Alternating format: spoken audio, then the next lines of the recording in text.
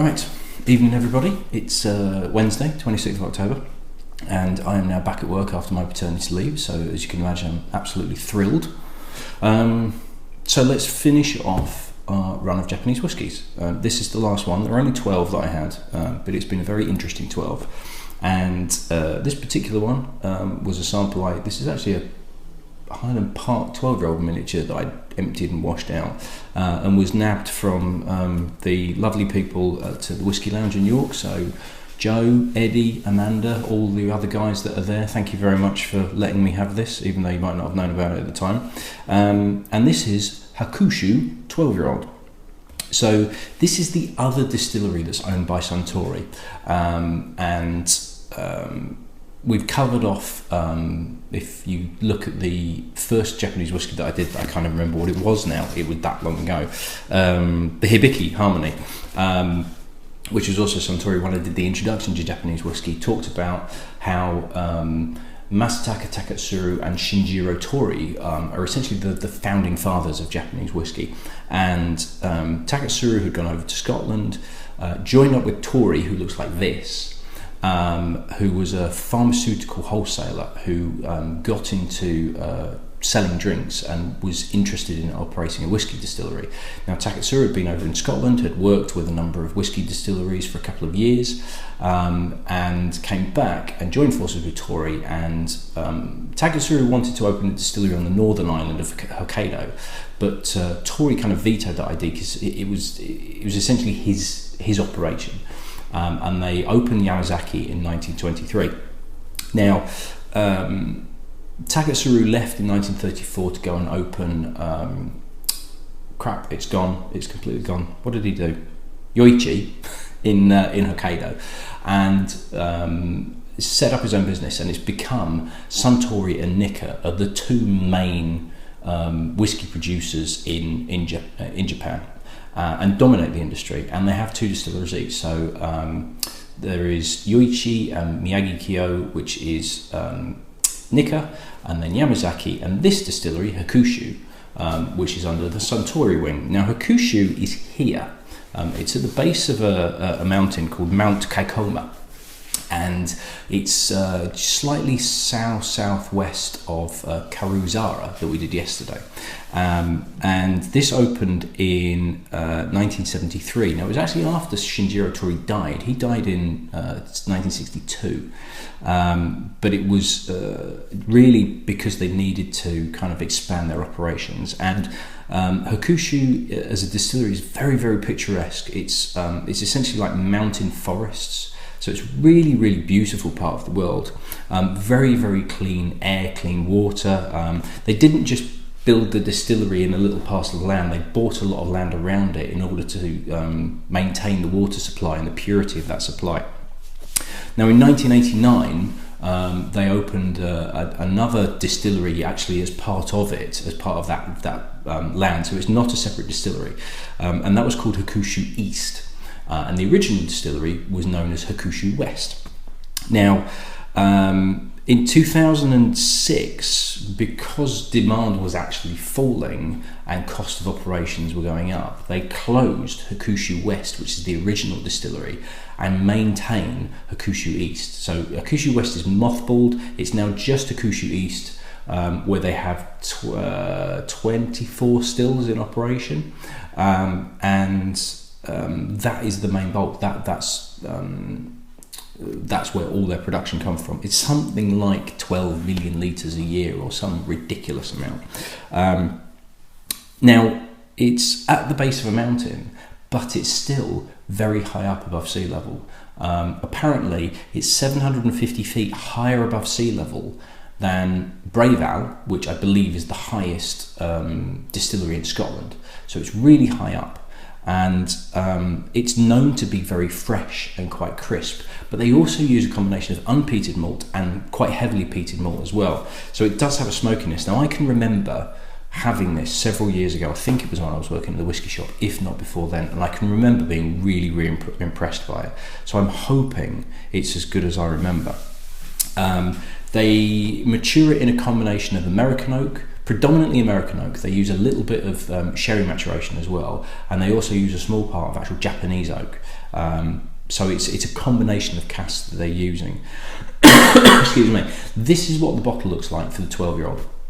You're looking at now, Master of Malt are selling this for 77 quid, and there is a non-age statement version called the Distiller's Reserve, which is about 45 quid. And I think, if I'm reading it correctly, I think that the Hakushu 12, it may not be the case now, but I think it was certainly the case, and it may still be, the fact that the 12-year-old was the only Hakushu that was available in America. So please, if you're watching from America and you can get the other age statements without spending ridiculous amounts of money, or the Distiller's Reserve is also available, because as with Nikka, with Yoichi, and apparently Miyagi-Ko as well, they've got rid of the age statements and it's now non-age statement versions. Yamazaki is still a 12, but with Hakushu doing their Distiller's Reserve as a non-age statement, it does look like they're all basically consolidating their stocks by doing a no-age statement rather than fixed ages. So it may be that you can only get the 12-year-old in, which is why the 12-year-old is so expensive, because it's not available in the UK, possibly Europe, and we get the non-age statement Distiller's Reserve. So I'm pretty lucky to get the 12. Like I say, Master Malt was selling this at 77 quid. I looked on a couple of liquor stores in America, and it looked at about the $80 mark.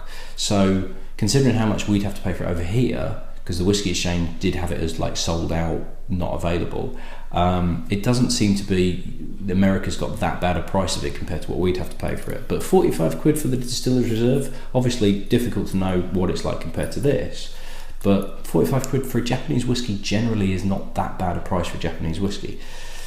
For a non-age statement whiskey generally it's expensive, but as I think we've probably discovered through doing these whiskies, Japanese whiskey generally is not cheap.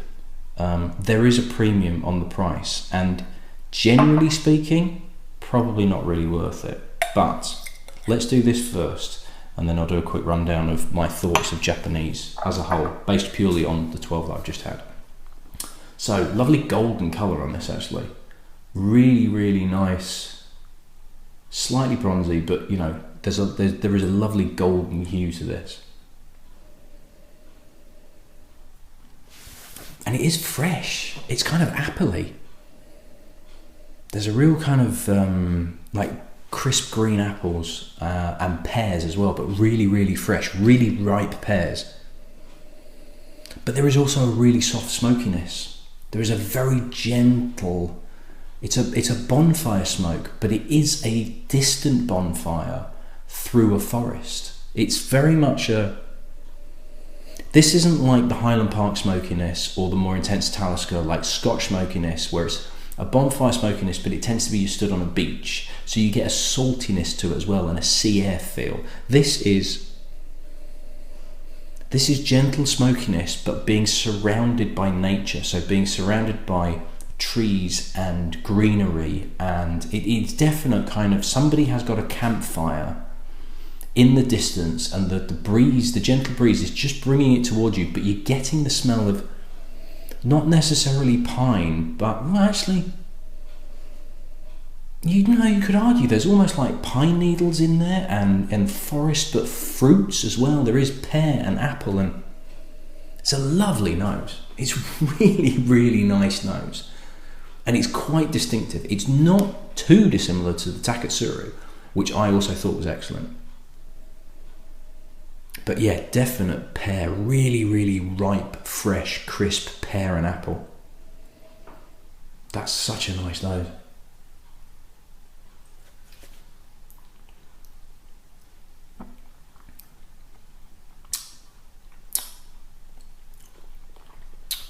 There's a little bit more smokiness on the palate, but weirdly, the pear and the apple come through at the end. So you get a really soft, gentle smokiness, very sweet smokiness as well. And then on the finish, this pear and apple burst comes through. It is very, very crisp, but it's not dry. There is a lovely, rich mouthfeel to it. And it's not really sherried or bourbon either. It's kind of a combination of the two, but scaled down a little bit. So it's not heavily sherried, it's not dark fruits, but it does have a nice, rich mouthfeel to it that gives the whiskey weight.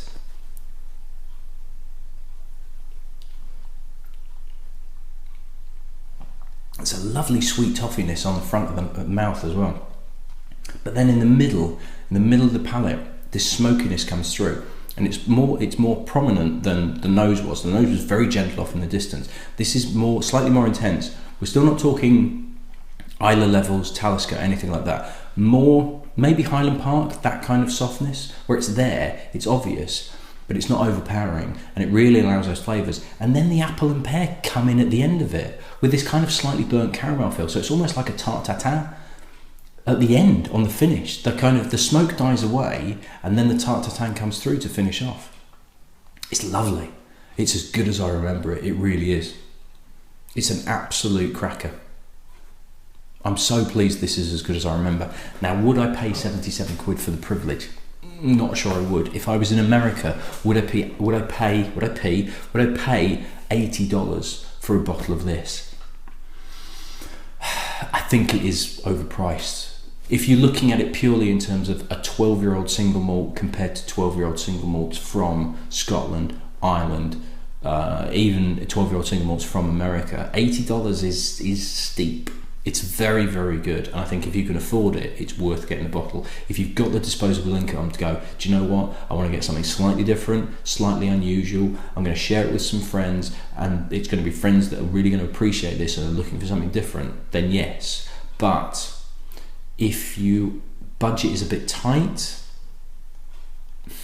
difficult to recommend it. It's a cracking whiskey, it really is, but for the money. Now, what I'd be very interested to know is how the Distiller's Reserve non-age statement compares to this. If it's a little bit tighter, this is balanced, I think, really well. I think they do an 18-year-old, and I do wonder even if that would be slightly overaged, because this seems to have the balance slightly. This seems to have the balance spot on, with the smokiness, the apple, the toffee, all the different flavours in there marry really well and flow very, very well. I can imagine a no-age statement's probably going to be a bit tighter because it'll have younger whiskies in. I think it might feel a little bit sharper, whereas an 18-year-old, that flow might not quite work so well. It might be even more subdued, and there is enough there to make it interesting, but it's just the right side of being soft and gentle and easy to drink. It's a delicate whiskey. It's got enough character to it and enough kind of oomph in terms of the smokiness to not make it light and fluffy, but it's on the lighter end of a malt whiskey. I think it's lovely. I think it's absolutely beautiful. And if I had the disposable income, I would buy a bottle of it, but I don't.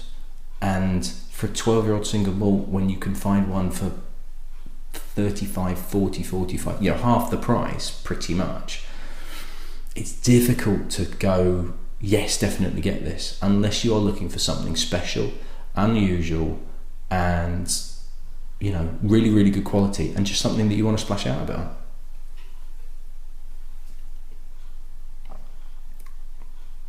It's lovely. It's really, really good. It's got complexity, it's got delicacy, it's got finesse. Love it. Absolutely love it. Right, that's Japanese done. We move on to Speysides. I've got 60 Speysides to work my way through. And which isn't even every Speyside, because I've already done some through the challenge. In terms of Japanese whiskey, quick overview, yes, it's overpriced, definitely. There is some good value out there, but is it good value compared to other whiskey regions? I don't think it is. I think it's good value compared to other Japanese whiskies.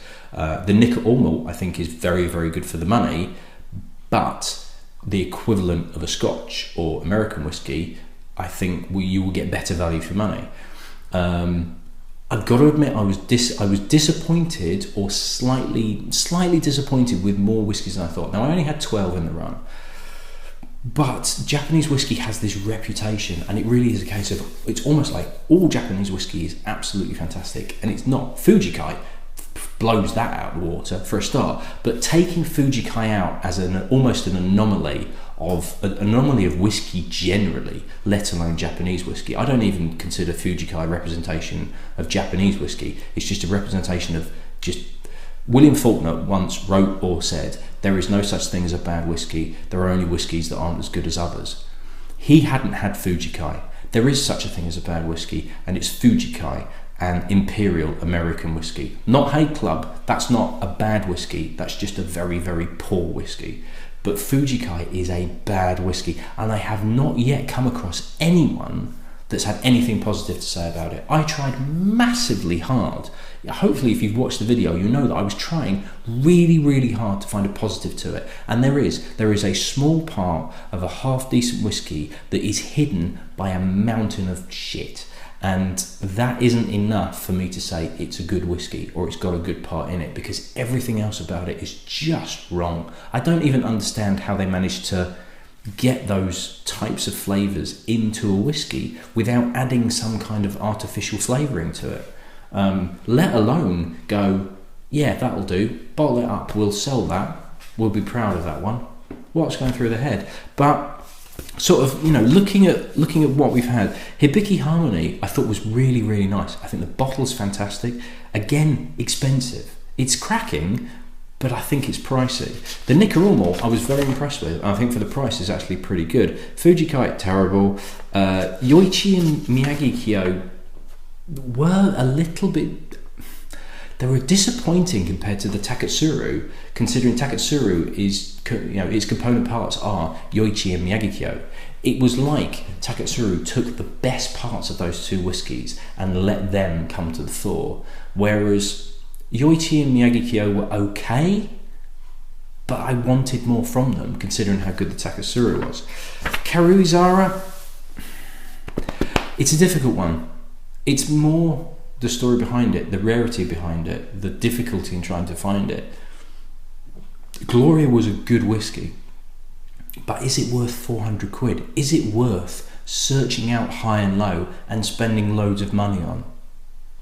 No. If the Karuizara was the equivalent in flavour of Hakushu or the Takatsuru, or the top end, the really, really good ones that I really enjoyed out of these ones, then I would say actually yes, because clearly what they had was fantastic stuff. But it was good, but I don't think it necessarily it feels like the hype is overpowering the actual core content of the whiskey itself.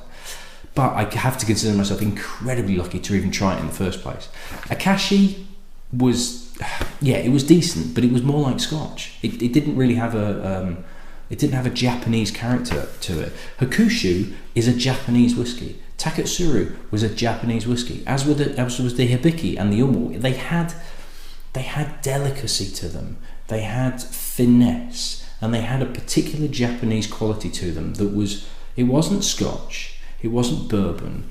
The closest I could possibly get in terms of a massive generalisation was maybe Irish, just in terms of Irish is generally a bit lighter and a bit smoother. But even then, Japanese has, it's this finesse and this quality to it. And I think that's why the ones that disappointed me slightly, like the Yoichi and Miyagi-Kyo, was because I wanted to see that carry on. Anyway, Japanese whiskey, very, very good indeed. Overpriced, but if you can get hold of it, if you can afford it, if you've got friends and you want to split a bottle, the price of a bottle between you, it's well worth doing it, because some of them are worth checking out. I would certainly try before you buy, definitely. But that's pretty much the case with everything. Right, that's me done. I need to edit this, but I also need to do my quarterly review. So I shall see you at the next one. Cheers.